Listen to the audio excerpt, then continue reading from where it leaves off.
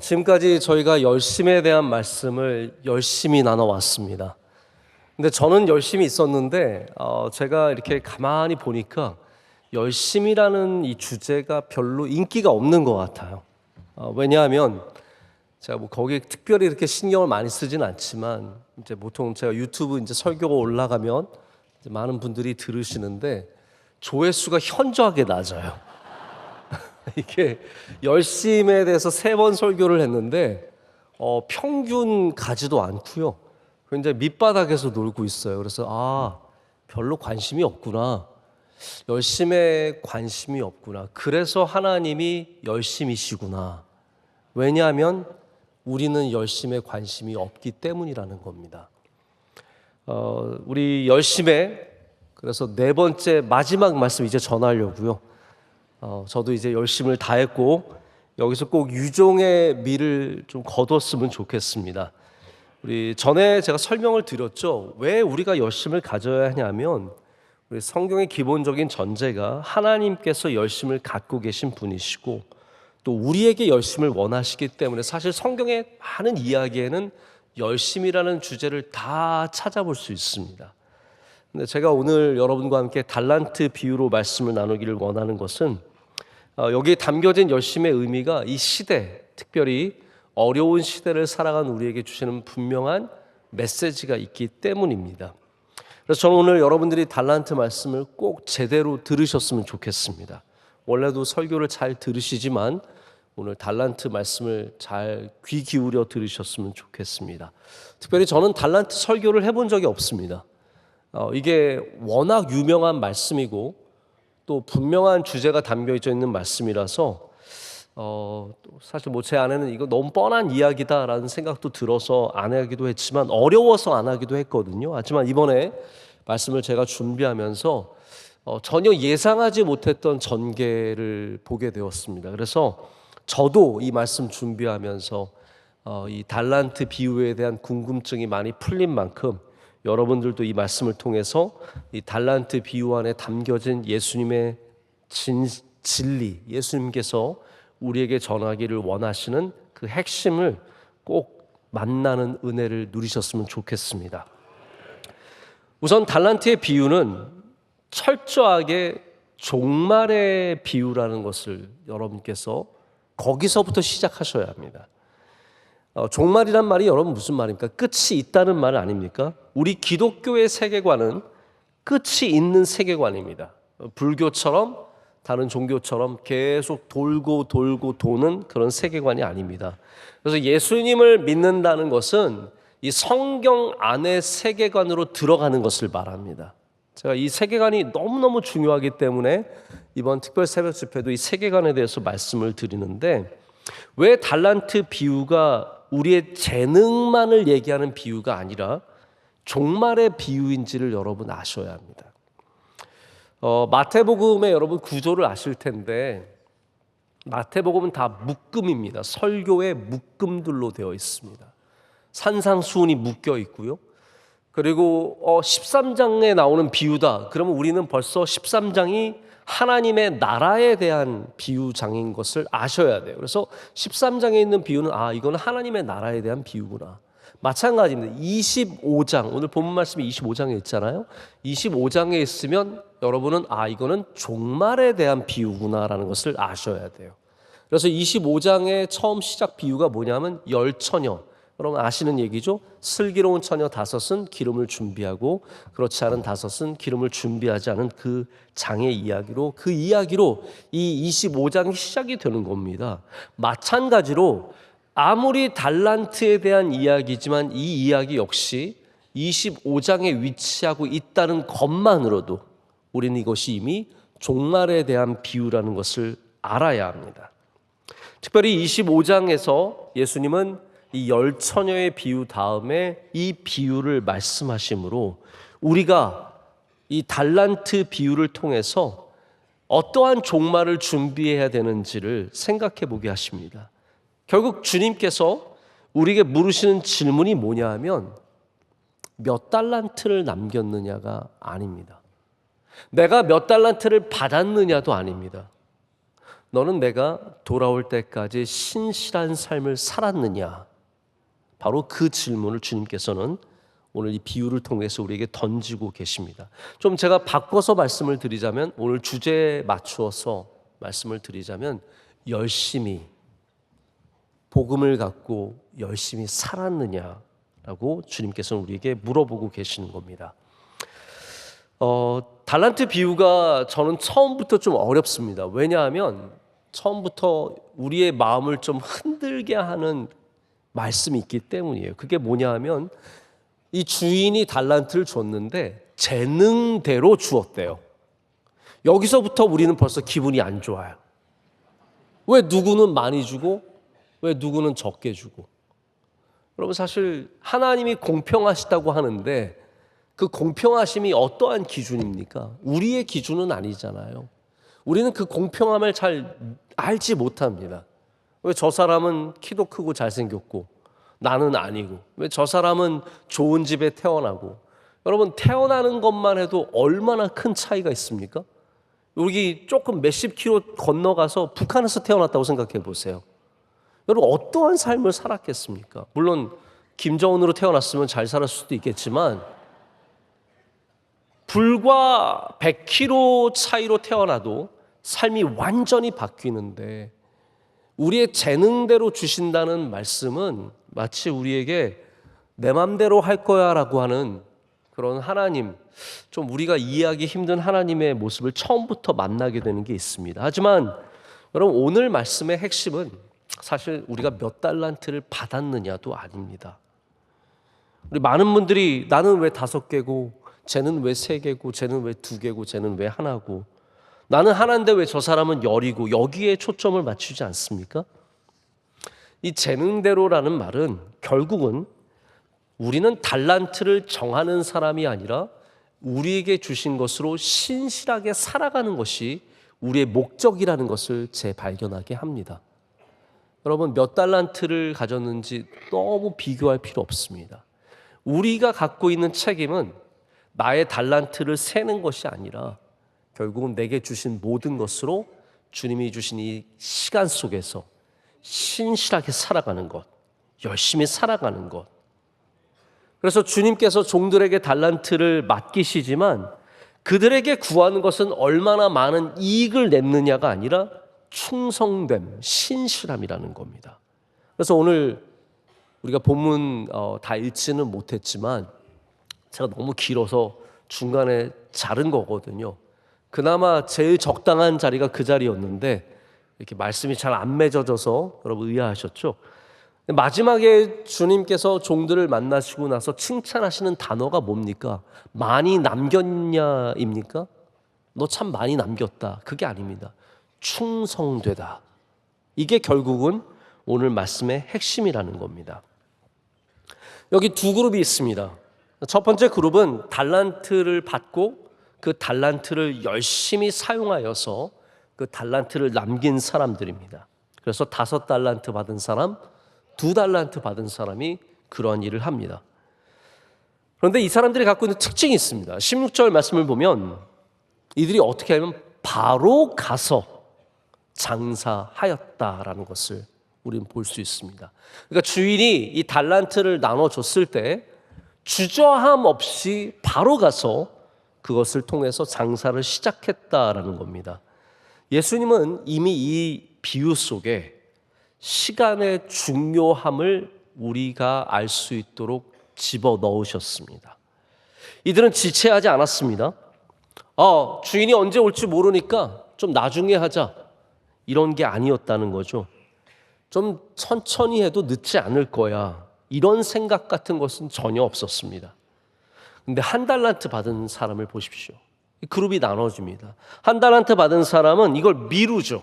땅에 묻고 감추고, 바로 그렇게 해서 주인이 언제 올 줄 모르니까 그냥 묻어두자가 되는 겁니다. 언제 오시는 그때까지 나는 달란트를 사용하지 않겠다라는 말입니다. 여러분, 그만큼 시간이 중요한 겁니다. 누군가는 지금 주어진 시간을 소중하게 여기고 있기 때문에 주신 것을 받자마자 바로 가서 그것을 장사하는가 하면, 누군가는 시간이 영원한 줄 알아요. 언젠가는 오시겠지 하면서 가만히 묻어두고 계속 기다리는 겁니다. 여러분, 이 세상에 영원한 것은 단 하나도 없습니다.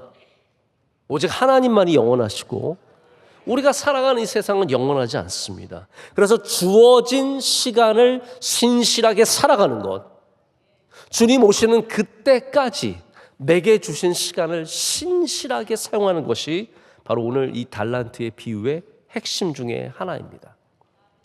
여러분은 어떠한 그룹에 속하십니까? 신실하게 살아가기 위해서, 우린 열심히 살아가기 위해서 주어진 시간을 지혜롭게 쓰는 사람들이 되어야 합니다. 미루는 것은 좋지 않습니다. 사실 미루는 게 많은 사람들의 문제죠. 정직하게 여러분께 아주 솔직하게 고백하자면 저에게 미루는 습관이 있습니다.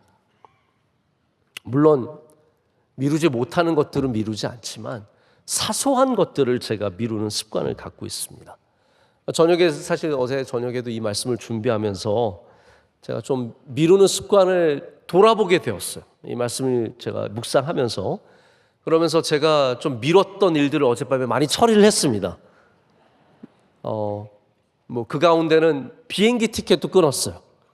계속 언젠가는 끊어야지, 언젠가는 끊어야지. 4월 중순에 나가야 되는 게 있는데 그때 가서 끊어야지 하다가 이거 자꾸 미루지 말자. 제가 아는 어떤 목사님들은 5개월 전에도 이미 비행기 티켓을 끊어 놓으시고요, 8개월 전에도 끊으시는 분들이 있으세요. 근데 저는 제가 평생 본 목회가 우리 원로 목사님 목회인데, 우리 원로 목사님은 한 3일 전에 끊으시거든요. 저는 그것보다 좀 앞서서 한 2주일 정도 전에 끊는데, 나도 내가 조금 더 미루지 말고 미리미리 해야겠다라는 생각이 들어서 어제 급하게 비행기 티켓을 끊었습니다. 여러분, 급하지 않으면 사람은 자연스럽게 미룹니다. 아니, 급한 일들도 어떤 이유로 미루게 되죠. 그러다 보면 시간이 지나가 버리고 어느 순간부터는 그 미뤘던 일들이 나에게 문제가 되어서 다가오기 시작합니다. 그때가 되면은 전에 문제가 요만한 크기였다면 점점 커져서 감당할 수 없는 눈덩어리처럼 커서 나를 누르게 되고 나에게 공격적으로 다가오게 되는 경험을 하게 됩니다. 미루는 습관 때문에 삶이 얼마나 복잡해지는 일들이 있습니까? 저도 사실 제가 가장 고치고 싶은 저의 안 좋은 습관이 미루는 습관입니다. 여러분이 이 흘러가는 시간 속에서 어떻게 살고 계십니까? 한 달란트 가진 사람처럼 미루면서 묻어두고 지내십니까? 아니면 지금 당장 가서 그 일을 행하시겠습니까? 오늘 이 말씀을 통해서 여러분들은 주신 삶 속에 당장 가서 그 일을 행하는, 시간을 소중하게 여기는 열심을 꼭 가지시기를 축복합니다. 제가 아주 흔하게 알려진 얘기 하나를 좀 들려드리고자 합니다. 히말라야 산맥에 있는 카투만두라고 하는 도시가 있죠. 그 지역에서 내려오는 이야기입니다. 그 지역에 어떤 새에 대한 전설이 있는데, 그 새의 이름이 뭐냐 하면 날이 새면 집지으리입니다. 날이 새면 집지으리. 여기가 이제 고산지대라서 낮에는 따뜻해질 수 있지만 밤만 되면 기온이 급강하하고 거센 바람이 불고 엄청 춥다고 합니다. 이 새는 어떤 새냐면 낮에는 정말 예쁘게 날아다니면서 아름다운 노래를 부르는 새입니다. 그런데 해가 지고 추운 밤이 다가오면 이 새는 둥지가 없어서 여기로 저기로 날아다니면서 슬피 우는 거예요. 뭐라고 울겠어요? 날이 새면 집지으리. 너무 추우니까 날이 새면 집지으리 짹짹짹짹, 날이 새면 집지으리 막 그러면서 날아다니는 거예요. 고통스럽게 밤새 날아다니다가 아침에 깨서 점심이 되면 날이 따뜻해지면 또 잊고 사는 거예요. 나중에 져야지. 그러다 또 밤이 되면 날이 새면 집 지어야지, 날이 새면 집 지어야지 하면서 계속 울고 다닌다는 거죠. 여러분, 우리의 삶에 이런 모습이 왜 없겠습니까? 지금 조금 괜찮다고 해서 미루는 것들, 지금 아무 문제 없다고 해서 미루는 것들이 사실 우리의 삶을 잡아먹고 갉아먹고 있다는 것이 얼마나 큰 문제가 아닙니까? 우리 주님은 언제 오실지 모르는 주인이시고 또한 왕이십니다. 그러나 반드시 오십니다. 그분을 기다리는 우리의 자세는 그렇기 때문에 시간의 열심이 필요한 겁니다. 여러분이 그것을 미루는 순간 그 모든 것들은 다 우리 삶에 남의 것이 되어버리는 안타까운 일이 있습니다. 역사가 요세푸스란 이름을 여러분 들어보셨을 텐데, 이분이 특별히 이제 예수님 시대의 역사들, 그 이후의 역사들에 대해서 가장 자세하게 기록하는 분 중에 하나입니다.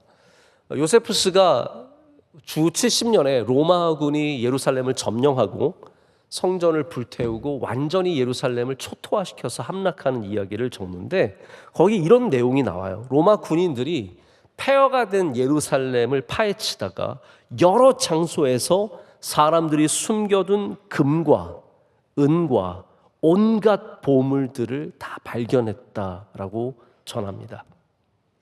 여러분이 미뤘던 것들은, 여러분이 숨겼던 것들은, 여러분이 아꼈던 것들은 다 남의 것이 되어버립니다. 이것은 하나님의 말씀이며 동시에 역사적인 사실입니다. 오늘 예수님께서는 한 달란트 그 가졌던 그것을 묻어두었던 사람의 달란트를 빼앗으셔서 5달란트 남긴 사람에게 주십니다. 자, 보십시오. 우리가 미뤘던 것들은, 우리가 감추어뒀던 것들은 우리의 것이 되지 않고 남의 것이 된다는 거예요. 로마 군인들이 다 숨겨두었던 보물을 캐서 자기의 것으로 삼았습니다.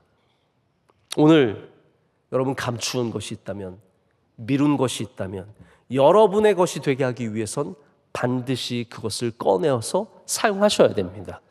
우리나라 말에도 좋은 말이 있는 것 같아요. 아끼면 뭐 된다고요? 네, 뭐 된다 그러잖아요.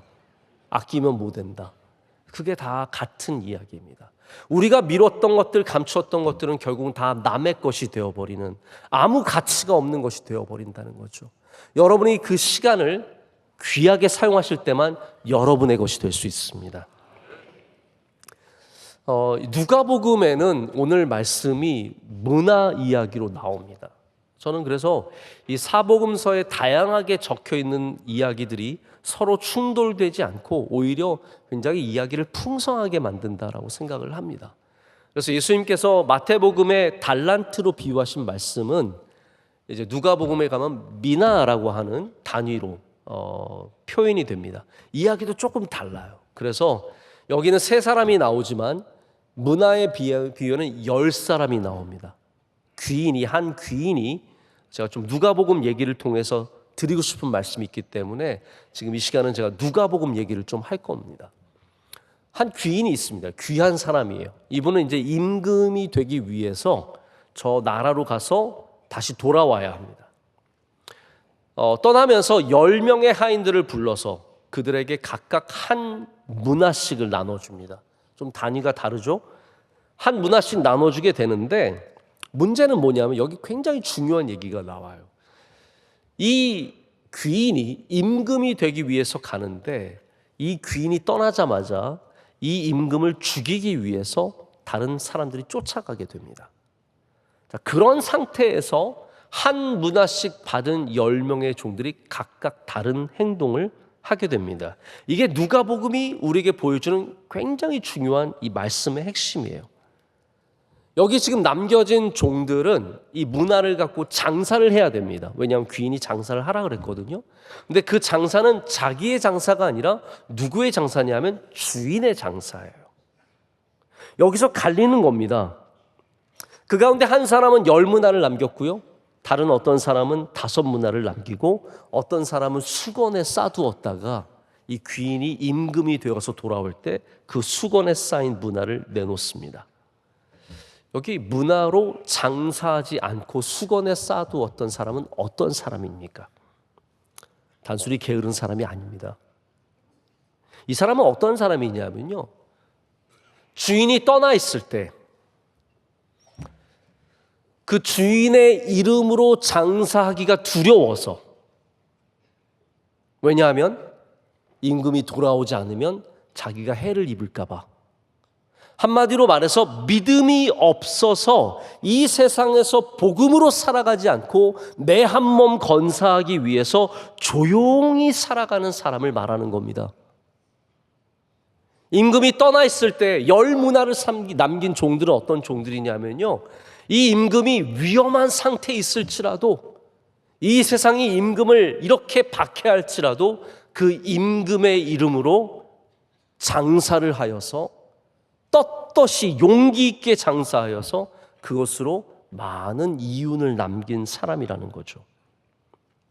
여러분, 여기서 믿음이 갈리는 겁니다. 어떤 사람은 임금의 한 문화를 받아도 임금이 부끄럽고 두려워서 아무것도 안 하는 사람이 있는가 하면, 한 문화를 받았을 때 내 목에 칼이 들어와도 그것으로 장사를 하여서 남기는 사람이 있다는 말이죠. 여러분, 혹시 조용한 퇴사라는 말 들어보신 적 있으십니까? 요즘에 좀 유행하는 말이에요. 조용한 퇴사는 뭐냐 하면 적극적인 퇴사가 아닙니다. 나 회사 그만둘게요가 아니라, 회사는 다니고 있는데 최소한의 일만 하는 것. 가서 뭐 이거 내일 아니다 싶으면 저 그거 내일 아닙니다. 그리고 가서 조용히 앉아 있다가 짝각 시간 딱 되면 바로 자리에서 일어나서 나가는, 이걸 조용한 퇴사라고 합니다. 여러분, 근데 조용한 휴가도 있는 거 아세요? 조용한 휴가는 뭐냐면 직장인들이 휴가를 가는 게 아니라 직장에 휴가를 가는 거예요. 그러니까 내가 일하는 시간 동안에 틈틈이 쉬는 거예요.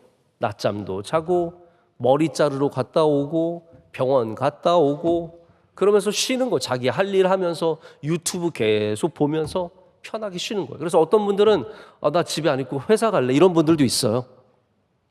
왜냐하면 거기가 쉬는 곳이기 때문이죠. 실제로 우리나라 직장인들의 반 이상이 조용한 휴가를 정기적으로 즐기고 있다고 합니다. 제가 봤을 때 믿음도 조용히 퇴사하신 분들이 계세요. 교회는 다니고 있는데 최소한이에요. 나 그리스도인이야 할 정도만 나와서 딱 하고 가는 거죠. 조용한 휴가를 즐기시는 분들도 있습니다. 여기 와서 주무시는 분들. 나 예배는 갈게. 그러나 예배는 예배가 아니라 내가 쉬는 시간이에요. 그동안 밀렸던 웹툰 보고, 스포츠 여기서 하이라이트 보고 잠깐 쉬다가 가는 것. 여러분, 한 달란트 받은 사람이 조용한 퇴사한 사람입니다. 내가 예수님은 믿고 있지만, 한 달란트 받았지만, 한 문화를 받았지만 그것으로 열심히 살아가지 않아요. 그냥 딱 수건에 감싸두고 땅에 묻어두고 주인이 오실 때 다시 보여줄 정도만, 잃지만 않으면 된다는 생각으로 그것을 살아가는 모습을 보여줍니다. 여러분, 어떠한 그리스도인이십니까? 주님 앞에 달란트를 열심히 신실하게 사용하는 사람들입니까? 아니면 잠깐 묻어두고 수건에 감싸두고 주인이 오시면은 적당히 보여주기를 원하시는 그리스도인이십니까? 여기 한 달란트 받았던 사람을 우리가 어떻게 이해해야 될까요? 24절과 25절을 보면 이 사람의 생각을 이해해 볼 수 있습니다. 이 사람이 뭐라고 말하냐면, 주인이여, 당신은 굳은 사람이라 심지 않은 데서 거두고 해치지 않은 데서 모으는 줄을 내가 알았으므로 두려워하여 나가서 당신의 달란트를 땅에 감추어 두었었나이다. 보소서, 당신의 것을 가지셨나이다. 자, 이게 자칫 마치 하나님이, 예수님이 이런 분이시다라는 것처럼 들릴 수 있습니다. 근데 여러분, 오늘 꼭 분명히 아시길 바랍니다. 우리 하나님은 굳은 분이 아니십니다. 우리 예수님은 이렇게 인색한 분이 아니십니다. 바로 여기에 문제점이 있는 거예요. 한 달란트 받은 사람의 문제점은 뭐냐면요, 예수님을 전혀 알지 못했어요. 예수님이 어떤 분이신지 모르는 거예요. 그러니까 한 달란트 받고 나서 예수님을 모르니까 전혀 엉뚱하게 살아가는 거예요. 그걸 묻어두고 우리 무서운 주인이 오기 전까지 하나도 잃지 말아야지, 이런 생각만 가졌다는 겁니다. 여러분, 그래서 우리가 오늘 달란트를 몇 개 가졌냐보다 더 중요한 게 있습니다. 예수님을 바로 아는 것, 예수님을 바로 믿는 것. 그게 오늘 말씀에 훨씬 더 중요한 내용이에요. 예수님을 바로 알지 못하면 우리는 갖다가 묻어두는 사람밖에 되지 않는다는 겁니다. 이 사람은 예수님을 엉뚱하게 말하는 거죠. 한 달란트 받은 사람이 인식하는 주인은 무서운 사람, 인색하며 두려워해야 하는 사람으로 인식하는 겁니다. 근데 탐론 교수님이 뭐라고 얘기하냐면 이거는 성경에 나타난 예수님의 모습과 너무 거리가 멀다는 거예요. 자, 하나님께서 성화 되신, 우리 육신이 되신 하나님께서 인카네이션이라고 하죠. 우리의 몸을 입고 오신 하나님께서 바로 예수님 아닙니까? 예수님을 통해서 하나님이 어떤 분이신지 성품을 다 보여주셨습니다. 예수님이 이 땅에 오셔서 하신 말씀이에요. 나는 온유하고 겸손하니. 우리 예수님은 온유하신 분이시고 겸손하신 분이시고 우리를 해치시는 분이 아니십니다. 그런데 오늘 이 한 달란트 받았던 사람은 그렇지 않다고 외치는 거예요. 당신은 무서운 사람입니다. 당신은 악질입니다. 이게 한마디로 말하자면 당신 진짜 악질 업주입니다 라고 말하는 것과 똑같은 거죠. 실제로 많은 신학자들이 오늘 말씀을 그런 어떤 자본주의 사회에서의 악질 업주들, 그런 악독한 사람들, 이런 사람들의 비유로 변형을 시킵니다. 근데 그거는 제가 처음에 말씀드렸던 것처럼 이 본문을 완전히 왜곡하는 겁니다. 오늘 본문의 말씀은 철저하게 종말론적으로 읽어야 합니다. 예수님의 달란트의 비유는 반드시 돌아오실 예수님에 대한 이야기고요. 그 예수님이 돌아오실 때까지 우리가 얼마나 신실하게 살아야 하는지에 대한 이야기입니다. 이 주제가 어떤 이유에서도 변하면 안 됩니다. 특별히 우리는 이곳에서 충돌하는 두 개의 세계를 만나게 됩니다. 예수님을 어떻게 보느냐에 따라서 한 세계는 이 땅에서 삶이 고달프고 괴롭고 어렵기만 한 거죠. 그러나 다른 예수님을 바로 아는 사람들은 예수님을 알기 때문에 우리의 삶 속에 기쁨 속에서 주신 일들을 감당하게 된다는 말입니다. 여러분은 어떠한 세계에 살고 계십니까? 우리에게 주신 것이 한 달란트이든 두 달란트든 100달란트든 10,000달란트든 우리에게 주신 삶이 주님 오시는 그날까지 신실하게 살아가야 하는 삶임을, 기쁨으로 살아가는, 감사함으로 살아가는 삶임을 아는 사람들이 결국은 칭찬받는 주님의 종들이 될 줄로 믿습니다. 제가 마지막 하나만 더 말씀을 드리고 이제 말씀을 맺으려고 합니다. 드디어 열심히 말씀을 맺습니다. 이제는 열심히 얘기 안 하려고요. 네. 영국의 위대한 소설가인 찰스 디킨스가 1861년에 발간한 소설이 있습니다. 위대한 유산. 들어보셨죠? The Great Expectations라고 하는 이 책을 보면 거기에 가난한 주인공 피비라는 청년이 나옵니다. 이 청년은 불행하게도 부모님을 잃고 누나와 매형과 살아갑니다. 매형은 대장장이에요. 변변치 않은 직업이죠. 이 변화되는 사회에 대한 풍자이기도 하고 여러 가지 내용들이 들어있는데 이 매형과 함께 살다가 자기도 대장장이 일을 배우다가 어느 날 대저택에 가게 되고 거기에 딸과 사랑에 빠집니다. 어떻게 내가 이 여자를 사랑할 수 있을까 고민하는 중에 이 피비 우연히 도와준 한 죄수가 익명으로 그를 후원해 줍니다. 이게 유산이에요. 큰 유산을 남겨줍니다. 이 돈을 받으면서 하나의 조건이 있었는데 런던에 가서 신사 수업을 받으라는 거예요. 그러면서 이 피비 신사 수업을 받으면서 이 받은 돈을 통해서 잘 쓰고 사업도 합니다. 그러다가 이 죄수가 결국은 발각이 되어서 죽게 되고 자기가 받았던 모든 유산도 다 잃게 됩니다. 그러자 여자와도 깨지게 되고 다 뭐 했던 사업도 다 실패하고 만신창이가 되어서 건강까지 잃어버리고 쓰러지게 되는데 일어나 보니까 이 핍을 돌봐주는 사람이 자기의 매형입니다. 마저리라고 하는 매형이 와서 그 대장장이가 와서 그 많았던 빚을 다 갚은 영수증을 내려놓고 돌아가게 됩니다. 이 일들을 겪으면서 피비 깨달은 게 있어요. 그에게 가장 위대한 유산은 돈이 아니었다는 거죠. 그에게 가장 위대한 유산은 바로 사랑이며 귀한 관계였다는 것을 깨닫게 되는 겁니다. 여러분, 달란트 비유가 우리에게 말해주는 것은 얼마나 많은 달란트를 가졌느냐가 아닙니다. 진짜 달란트는 뭐냐 하면 믿음이라는 거예요. 우리가 가장 소중하게 여겨야 하는 달란트는 바로 예수 그리스도라는 겁니다. 그게 가장 귀한 겁니다. 그것을 깨닫지 못하면 그냥 나의 달란트만 보는 말씀이 된다면 오늘 말씀은 우리가 잘못 읽은 것이 됩니다. 여러분이 예수님이 어떠한 분이신지, 다시 오실 왕이신 예수님께서 어떠한 분이신지를 분명하게 안다면 그 달란트가 여러분을 복되게 하는 것입니다. 하지만 예수님을 잘못 안다면 그 달란트가 여러분을 불행하게 하는 달란트가 될 수밖에 없습니다. 오늘 이 말씀을 통해서 여러분이 여러분의 주신 삶, 이 귀한 달란트를 신실하게 사용하며 이 땅에 주신 이 짧은 인생 동안에 신실하게 주님께 칭찬받는 종으로 살아가시는 은혜가 있으시기를 간절히 소망합니다.